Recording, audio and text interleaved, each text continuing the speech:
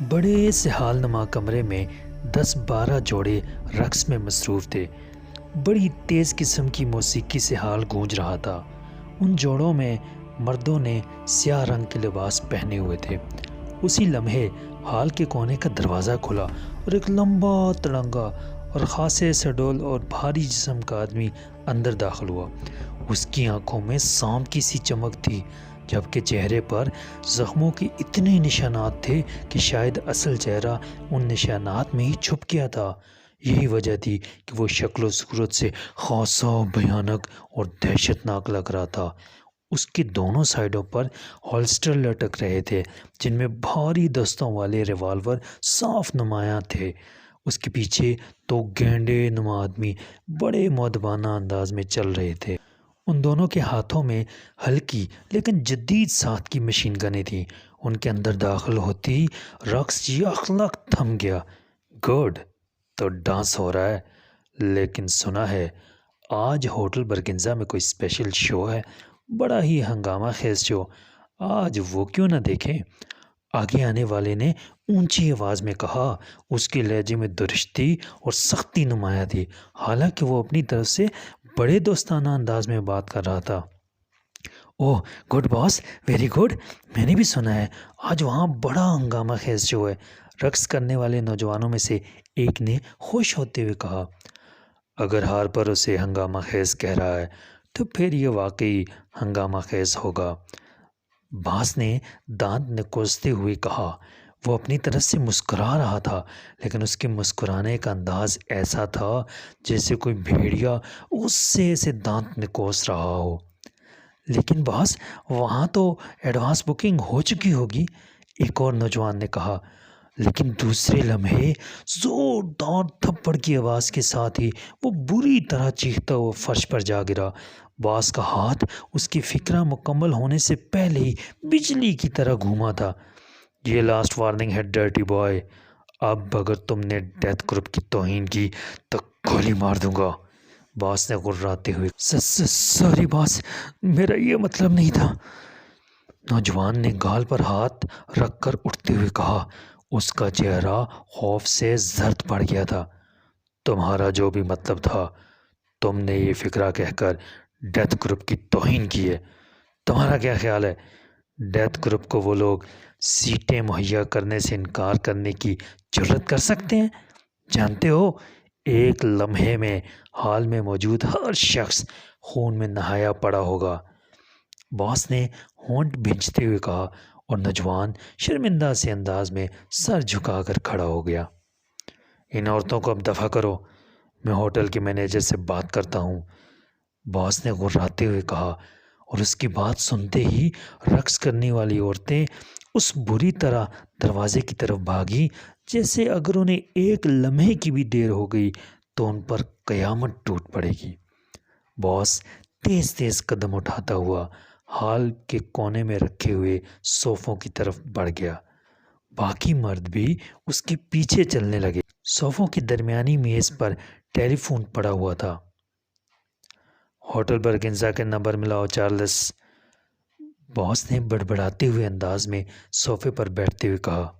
یس باس، پیچھے کھڑے ہوئے ایک گینڈے نما آدمی نے کہا اور تیزی سے آگے بڑھ کر ٹیلی فون کا ریسیور اٹھایا اور نمبر ڈائل کرنے لگا۔ یس، برگنزا ہوٹل۔ چند لمحوں بعد ایک نسوانی آواز سنائی دی اور چارلس نے ریسیور باس کی طرف بڑھا دیا۔ ایڈورڈ ہاور، ڈیتھ گروپ باس اسپیکنگ۔ کہاں ہے تمہارا سور مینیجر؟ کیا نام ہے اس کا بیڈ مین؟ باس نے بھیڑیے کی طرح غراتے ہوئے کہا۔ گڈ مین سر، میں ان سے رابطہ کراتی ہوں سر، دوسری طرف سے بولنے والی لڑکی نے بری طرح بوکھلائے ہوئے انداز میں کہا۔ یس گڈ مین، چیف مینیجر ہوٹل برگنزا اٹینڈنگ۔ چند لمحوں بعد دوسری طرف سے چیف مینیجر کی آواز سنائی دی۔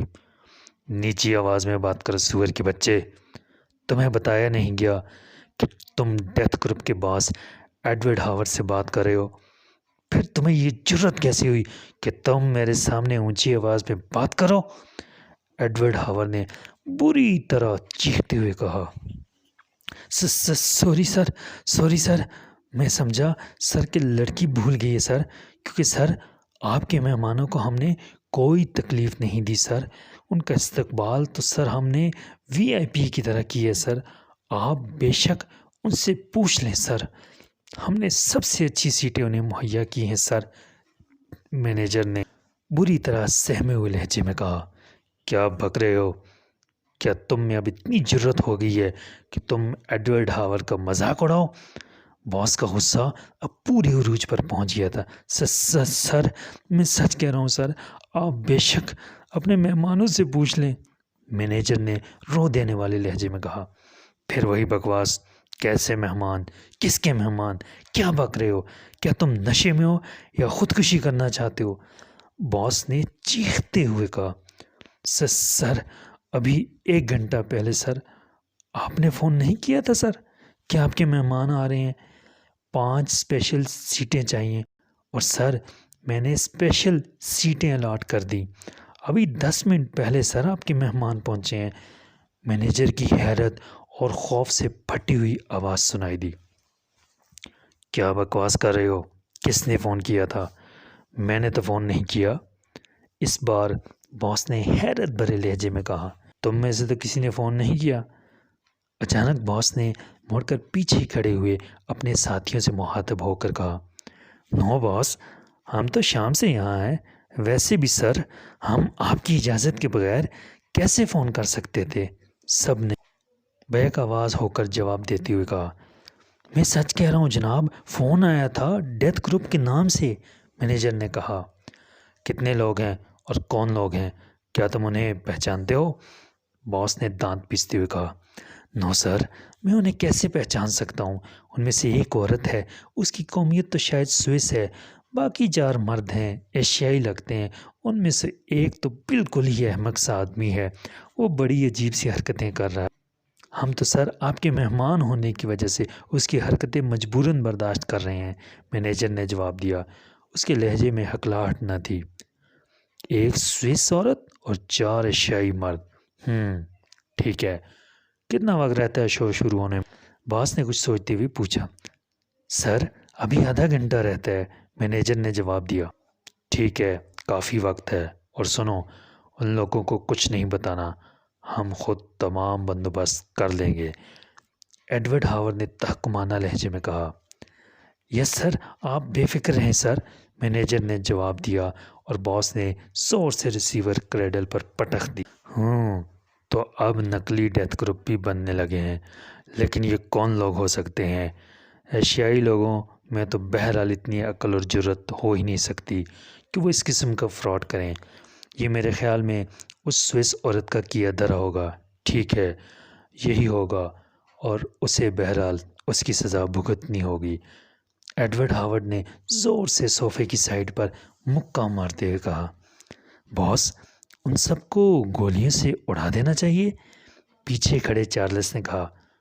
وہ تو انہوں نے اڑنا ہی ہے، لیکن میں صرف یہ دیکھنا چاہتا ہوں کہ آخر کس میں اتنی جرت پیدا ہوئی ہے کہ وہ اس طرح ہمارے نام کو استعمال کرے، باس نے انتہائی غصیلے لہجے میں کہا، اور پھر وہ اٹھ کر کھڑا ہو گیا۔ سنو، اس شو میں ہنگامہ نہیں ہونا چاہیے، جو پارٹی ہمارے نام کا اتنا احترام کرے اسے خراب نہیں ہونا چاہیے، اس لیے شو کے درمیان کوئی ہنگامہ نہیں ہوگا، البتہ ان لوگوں کو جو وہاں موجود ہیں سزا بھی ملے گی۔ اس لیے اب تم نے ایسا کرنا ہے کہ شو ختم ہونے کے بعد اس لڑکی کو اغوا کر کے یہاں لے آؤ اور اس کے ساتھیوں کو گولی مار دو، باس نے کہا۔ باس، اس کا مطلب ہے ہمیں شو ختم ہونے کا انتظار کرنا ہوگا؟ ایک نوجوان نے کہا۔ ہاں بالکل، جب شو ختم ہو جائے اور یہ لوگ باہر نکلیں تو کسی بھی مناسب جگہ پر انہیں گولیوں سے اڑا دینا اور اس لڑکی کو اٹھا کر میرے پاس لے آنا، جاؤ، باس نے کہا، اور وہ سب سر جھکائے واپس مڑ گئے۔ باس، وہ اسپیشل شو، ایک نوجوان نے سہمے ہوئے لہجے میں کہا۔ یو شٹ اپ، پہلے کام پھر تفریح، باس نے کہا، اور تیز قدم اٹھاتا دروازے کی طرف بڑھ گیا۔